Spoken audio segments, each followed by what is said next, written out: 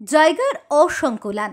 ঝাড়গ্রাম জেলার জুলজিক্যাল পার্কের চিতাবাঘ হর্ষিনীর সোহেল দুবারে তাদের মোট 5টি সন্তান।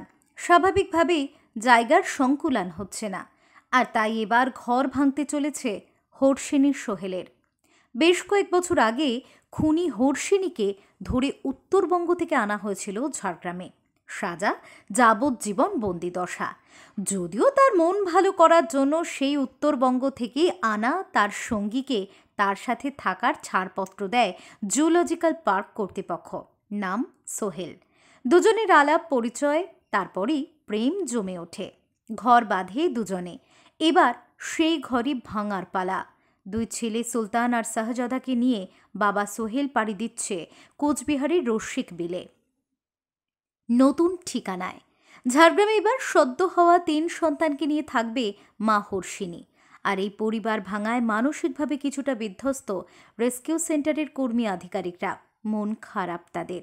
হর্ষিনী সোহেল তাদের ছানাপোনাকে দেখভাল করত সাহেবরাম মুর্মু আর শম্ভু মুর্মু।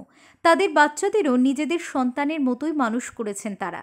এবার তাদের চলে যাওয়ায় মন ভার। সেটা আমরা অল্টারনেট করে ছাড়ছি, যেহেতু আমাদের কাছে এনক্লোজার একটা রয়েছে এবং একটা ক্রল রয়েছে।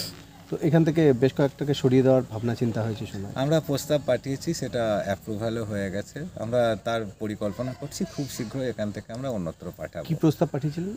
আমরা 3টে লেপার্ডকে এখান থেকে অন্যত্র পাঠানোর জন্য প্রস্তাব পাঠিয়েছিলাম। কোথায় সেটা যাচ্ছে? সেটা আপাতত যেটা হচ্ছে রসিক বিলে যাচ্ছে। কোনটা কোনটা? সোহেলকে পাঠাচ্ছি এবং তার যে 2 সন্তান রয়েছে তাদেরকে পাঠাচ্ছি। মানে আগেরগুলো? আগেরগুলো। অনেক বছর আগে একবার এসেছিলাম, তার থেকে অনেকটাই উন্নত মনে হচ্ছে।